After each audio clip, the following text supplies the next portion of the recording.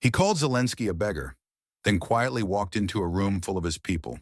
No cameras, no press, just one man, in a silence thick with judgment.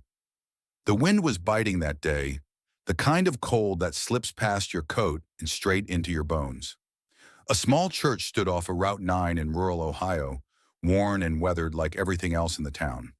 But the windows were covered with paper Ukrainian flags, hand-drawn by children, crayon yellows and blues, taped with trembling fingers.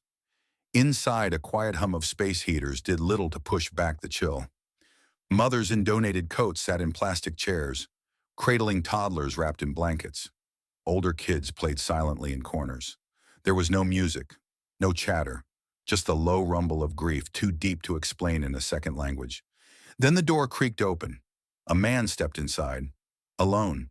No camera crew, no staffer with a clipboard, just a man in boots still muddy from the road, a coat that hadn't been ironed, and a face that every adult in the room slowly began to recognize. "Is that him?" a woman whispered in Ukrainian. Her daughter clutched her leg. Across the room, the pastor looked up from sorting boxes. He blinked once, then twice, then slowly stood. "Senator Vance?" he asked, surprised. The man nodded once. "Just JD today." No one moved. He took a few steps forward, scanning the faces. A woman near the heater gently pulled her son behind her. Another looked down at her hands. He didn't blame them. He'd seen the headlines himself. 3 weeks earlier, J.D. Vance had stood on national television, his voice sharp and unyielding. "Zelensky isn't a hero. He's a foreign beggar in fatigues asking for another blank check." The clip went viral.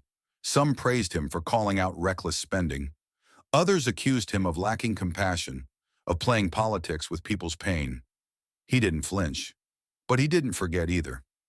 That quote followed him everywhere, into meetings, into airports, into the back of his mind when the cameras were off. Especially now, as he stood in this makeshift shelter where people didn't speak his language, but definitely knew his name. A volunteer approached, young, nervous, holding a clipboard like a shield. "Can I help you with something, sir?" J.D. looked around. A boy sneezed into a tissue. A girl drew a picture on the back of a pizza box. "Maybe," he said. "I'm here to help, or just see." The volunteer hesitated. "Some folks might not want you here." "I understand." Then from across the room, a child, maybe 5, maybe 6, walked up to him, holding half a sandwich wrapped in foil. She said something in Ukrainian, smiled. Her mother, horrified, tried to pull her back. J.D. knelt, took the sandwich and nodded. "Thank you." He didn't speak the language, but the message was clear. She was sharing what little she had. The shelter director, Pastor Ray Jennings, came forward and offered a quiet handshake. "We weren't expecting this," he said. "I wasn't expecting to stop," J.D. replied, "but I saw the flags and the shoes. Out front, dozens of pairs of shoes lined the steps, part donation, part tradition. Most of them fled with only what they could carry," the pastor said. "We've been doing what we can, but it's hard. People hear Ukraine and think politics, not people." J.D. nodded. He said nothing, but his eyes kept scanning the room. At one corner table, a boy sat hunched over a scrap of paper, drawing a church in flames. J.D. walked over slowly. "Is that home?" he asked quietly. The translator repeated it. The boy nodded, not looking up. "It was," the boy said. "That's where we used to pray, before it burned." J.D. swallowed hard. He reached into his pocket and pulled out a small photo, one he'd carried for years, his grandparents' old church in Middletown, a place that hadn't seen a full congregation in decades but still stood. He handed it to the boy. "This one's still standing," he said. The boy smiled. Later, over black coffee and instant soup, Pastor Ray asked the question gently, "Why'd you really come, Senator?" J.D. looked down at the coffee. "I've said a lot of things," he admitted. "Some of them, I believe. Some of them, I said too sharply." The pastor waited. "But these people," he continued, "I didn't come here to debate aid packages or NATO. I came here because that little girl gave me half her sandwich and didn't ask if I deserved it." There was a long silence. Then he asked, "What do you need most?" Pastor Ray hesitated. "We're low on everything. Food, warm clothes, books, space heaters, volunteers.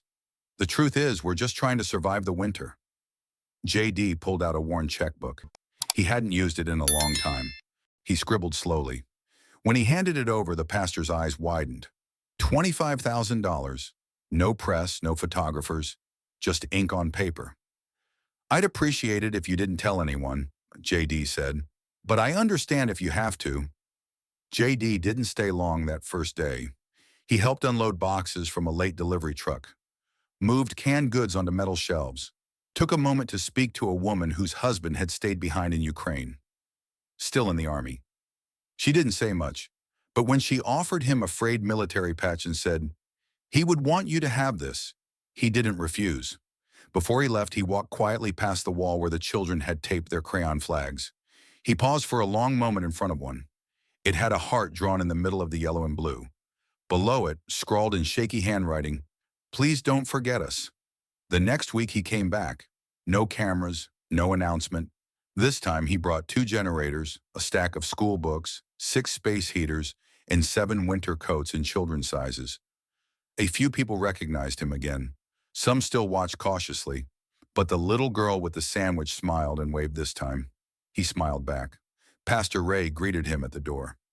"Didn't expect to see you again," he said. "I needed to," JD replied. That day he sat down with the boy who'd drawn the burning church. Now the boy was drawing something else, a cross, tall and unbroken, rising from the ashes. JD pointed to it. "That the same church?" The boy nodded. "But better now, because people helped." By the end of the second visit, word had started to leak out. A local journalist had passed the shelter and spotted his truck. No press release, no team. Just the senator loading diapers into a storage closet. The headline the next day read, "The senator who criticized Ukraine quietly helps Ukrainian refugees." It spread fast. Talk shows scrambled to make sense of it. Was it a pivot, a stunt, a contradiction? JD didn't answer. He didn't take interviews. The only person he responded to was Pastor Ray, who had texted to ask if they could publicly thank him. JD's reply was short. "If it helps your mission, do it. But this wasn't about me." 3 weeks later, on a cold Sunday morning, JD came one more time. Not to deliver supplies, not to make a donation, just to sit. He stepped into the back row of the church where they held Sunday services in both English and Ukrainian. A girl read a psalm in broken English. A mother sang off-key, her voice cracking. When the service ended, the same mother who once pulled her daughter behind her walked up to him. Her hands trembled as she reached out. Then she hugged him. Not long, not dramatic. Just long enough for her to whisper, "Thank you for seeing us." That night he sat in his truck outside the shelter.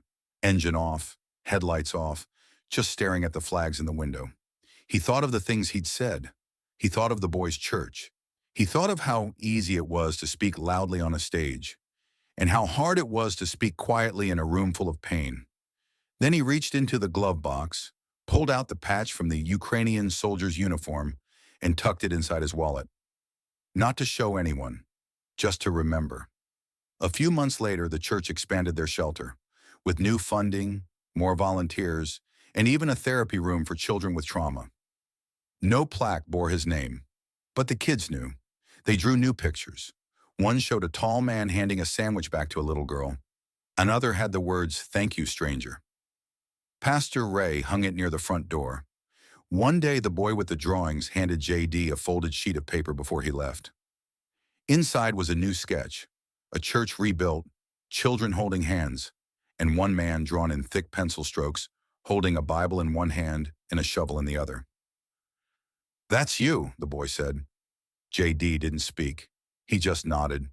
As he drove away down Route 9, past the cornfields and broken fences and rusted silos, he thought about something his grandmother used to say. "Loud men want credit. Good men just do the work." For once, he hoped he was one of the good ones.